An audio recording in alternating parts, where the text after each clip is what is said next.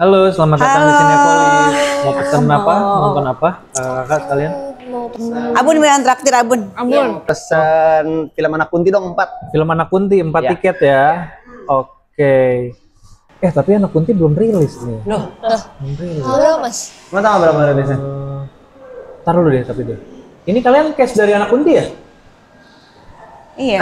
Iya. Oh, Gini banget tahu ini.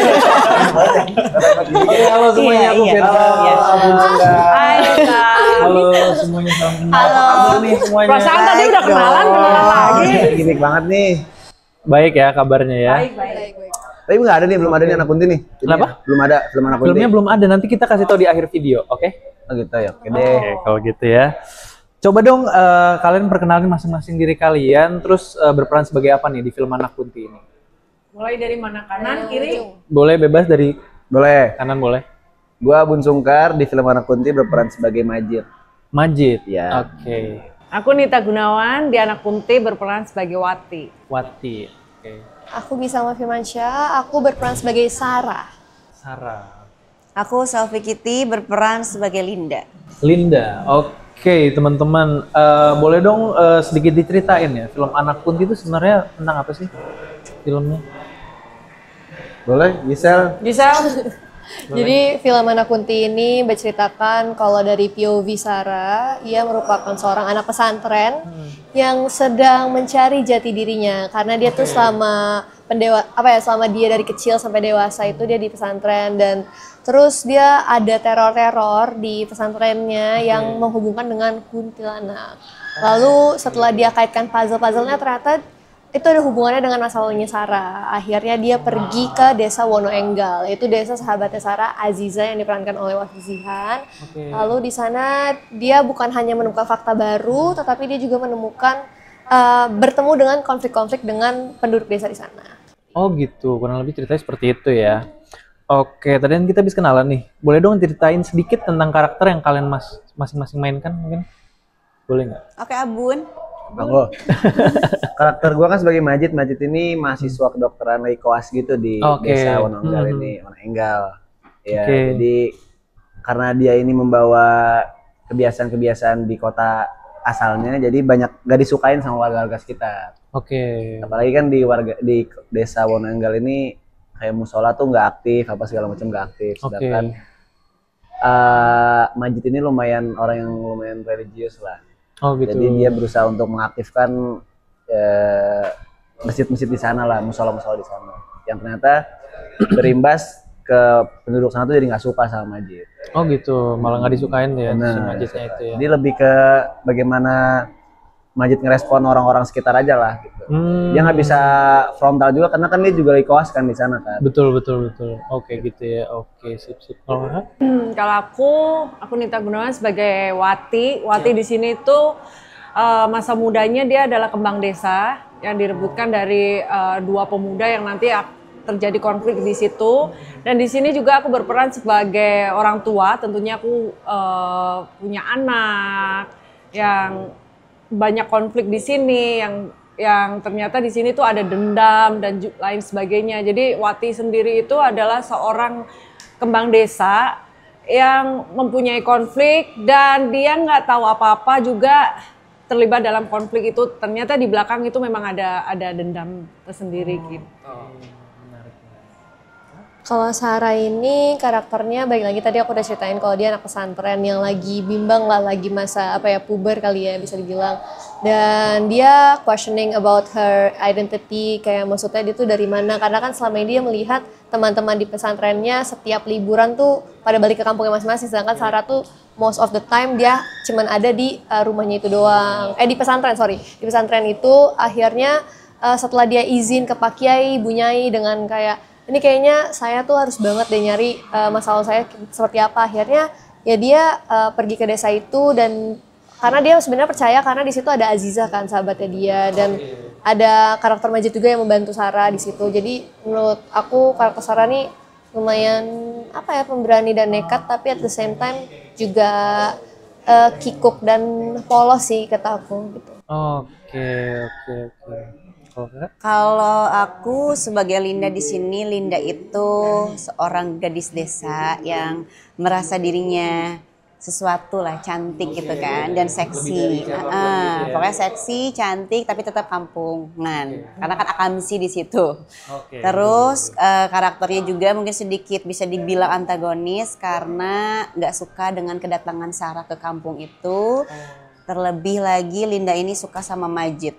Jadi si Linda ini gimana caranya supaya Sarah ini keluar dari kampung Wonogiri Kok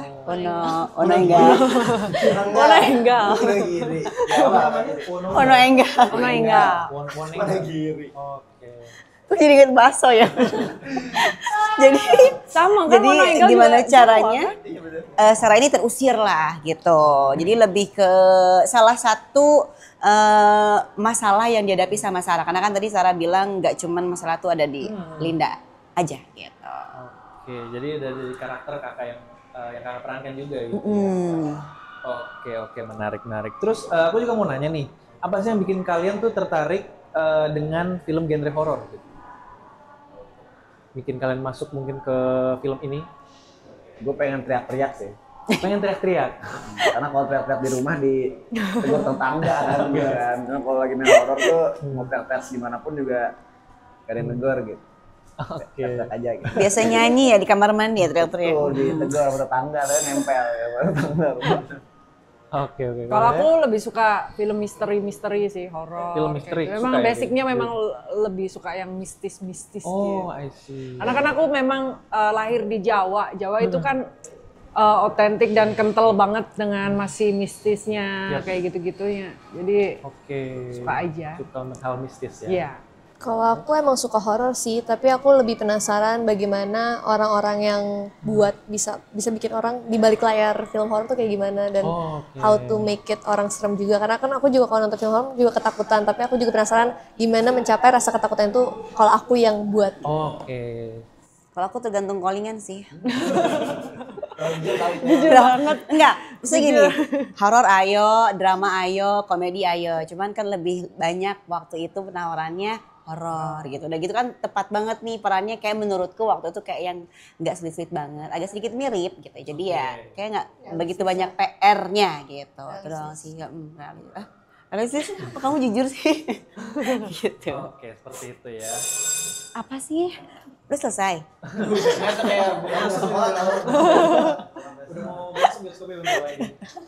Terus aku juga mau nanya nih, anak Kunti ini tuh ceritanya tentang soal parenting bukan sih?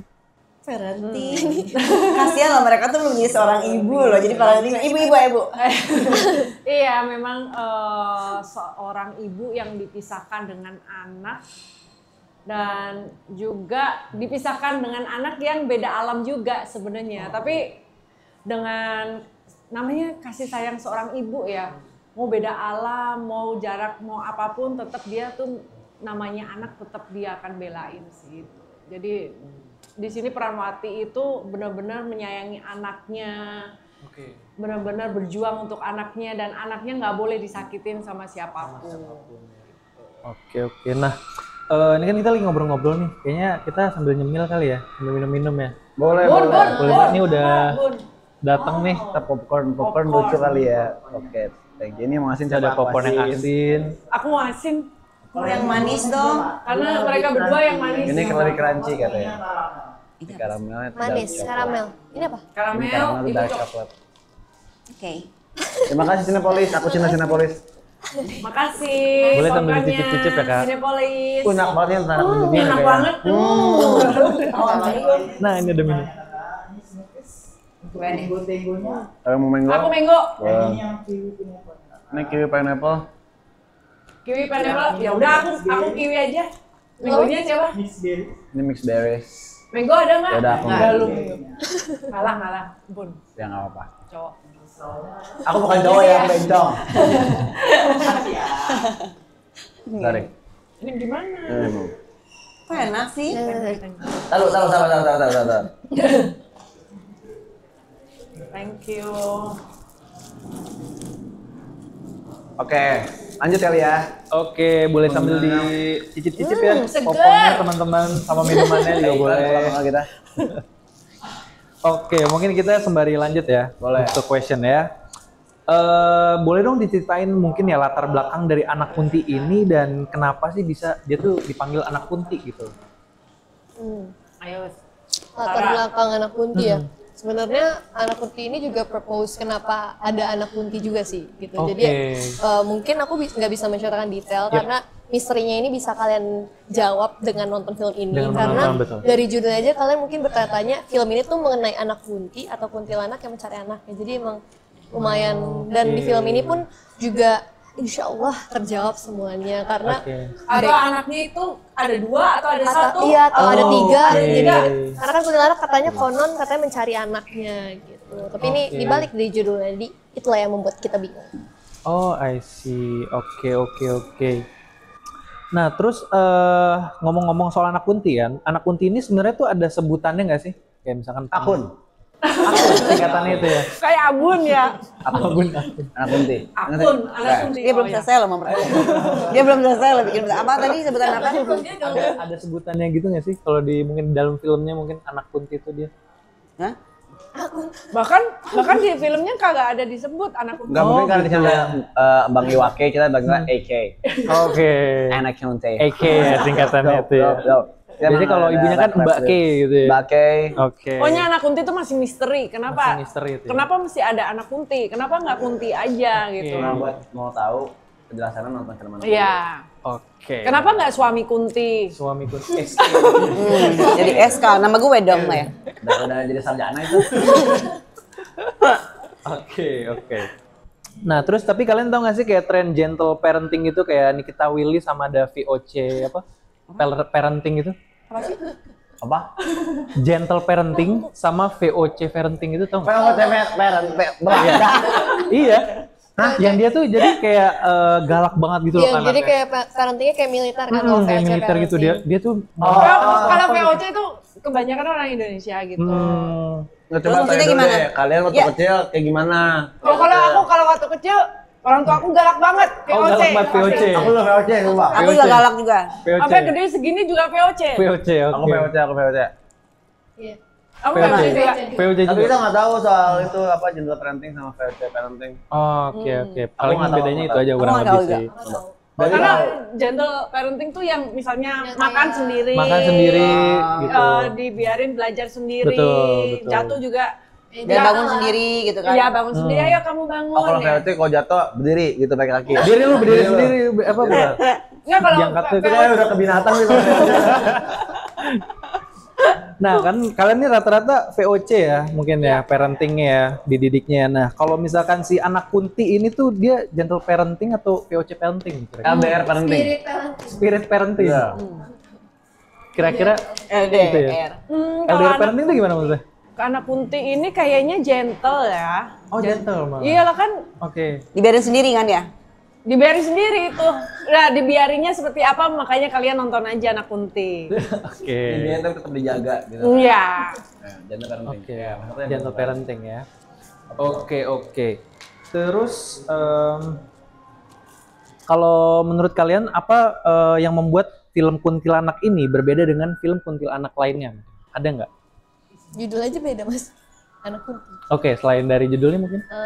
Mungkin lebih ke menurut aku ini sebagai cast-nya ya. Aku membaca skrip Anak Kunti itu kenapa aku bisa berbeda dari yang lain karena dia tuh nggak serve yang horor aja gitu loh. Oke. Semua ada background dari dari kuntilanak tersebut, kenapa kuntilanak itu bisa menjadi kuntilanak dan kenapa dia mencari anaknya dan Oke. juga ada hubungannya dengan anak kuntinya itu dan yang kita pengen kasih ini bukan hanya horor yang nakut-nakutin doang, tapi ada persahabatan, ada keluarga, Oke. terus ada juga mungkin manis-manisnya rasa-rasa remaja gitu. Oke. Jadi dibumbui dari hal itu Susu-susu selain aja. horor gitu ya jadinya ya. Dan kualitas gambarnya tetap Oke. Dolby Atmos. Dolby Atmos juga kan. Dan ya benar kata Gisal sih di sini tuh nggak hanya horor yang nakutin, yang ngagetin ya, tapi di sini ada kasih sayang orang tua, ada dari Saranya sendiri yang kehidupan di pesantren tuh seperti apa, ada sisi Lindanya yang profesinya di sini penyanyi kan ya biduan. Gak tahu ada biduan apa penyanyi Biduan, gitu. Oh, biduan. Dan kenapa ada nyanyi dari ya di film Majid ya? juga yang Ya, sepi gitu. dia kan dokter yang lagi magang. Jadi semuanya dapat perannya masing-masing, ada ceritanya masing-masing. Jadi nggak hanya nakut-nakutin gitu. Oke, itu dia anak bioskop ya. Nggak cuma nakut-nakutin ya. Jadi ada pesannya juga di balik film ini juga ya. Oke, terus boleh di-spill nggak sih adegan apa yang menurut kalian masing-masing tuh kalian tuh takut banget gitu sama adegan atau scene itu yang paling menyeramkan mungkin? Dari Teteh? Aku gak ada yang sangat-sangat menakutkan sih. Justru Linda itu waktu itu ada adegan dimana kabur malah. Dia melihat sosok yang menyeramkan, dia kabur karena menyaksikan langsung. Jadi kayak udah deh, mendingan gue cabut aja gitu. Jadi nggak yang pernah berpapasan dengan kuntilanaknya gitu. Kalau Linda ya, jadi kayak dia cuma ngeliat, terus udah cabut aja. Linda tuh lebih kayak mengajak keributan lah atau membuat keonaran gitu di film ini gitu. Mantu domba. Adu domba. dombanya itu ya. Adu Ngehasut domba, ya. Ngehasut gitu. ya. Oke. Kalau karakter Sarah, balik lagi tadi aku bilang teror-teror kuntilanak, jadi pastinya aku bertemu dengan kuntilanaknya langsung. Jadi emang serem banget ya. Jadi menurut aku, apalagi adegan aku mostly ketemu kuntilanak dan aku merasain baik seremnya sih. Menurut aku paling serem tuh pertama kalinya diliatin kuntilanak langsungnya itu, yang Sarah pertama kali. Itu ya dari itu. Kalau aku adegan yang serem ya, karena di sini kan aku diseling juga. Jadi adegan dan aku itu dapetnya scene-nya tengah malam terus. Jadi jam paling pagi itu jam 10 malam sampai jam 3, jam 5. Jadi kan ada satu adegan yang aku diseling ke pohon yang miring banget itu kalau nggak salah jam 2 pagi. Nah itu aku ngeliat tuh sosok di situ. Terus ada nanti adegan yang di situ ada adegan yang Abang Putu juga, itu juga aku dapat di situ, ketemu juga di situ. Memang aku ada indera keenam, aku bisa ngeliat dari kecil. Dari kecil aku bisa ngeliat. Jadi aku tuh memang dulu pernah ketemu pocong, kuntilanak, sama genderuwo kalau di Jawa Tengah itu. Itu sering banget karena memang dulu rumah aku di kampung dan jarak berapa meter itu kuburan umum.